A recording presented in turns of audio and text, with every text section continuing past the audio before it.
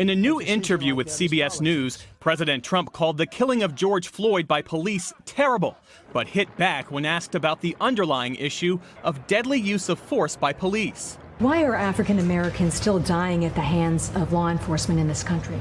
And so are white people. So are white people. What a terrible question to ask. So are white people. More white people, by the way. More white people.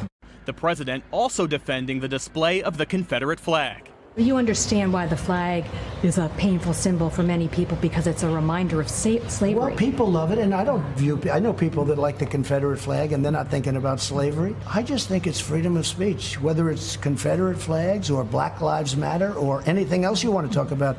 It's freedom of speech. Those comments coming as the president faces fresh fallout over his coronavirus response in the form of an extraordinary rebuke from 4 former heads of the CDC. Who argue in a new op-ed published in the Washington Post that the president and White House officials are attempting to undermine the agency's guidance for schools hoping to reopen in the fall. The condemnation from Doctors Tom Frieden, Jeffrey Copeland, David Satcher, and Richard Besser comes as President Trump blasted the CDC's school reopening guidelines as very tough and expensive. For guidelines to be issued by CDC and then undermined by the White House confuses everyone.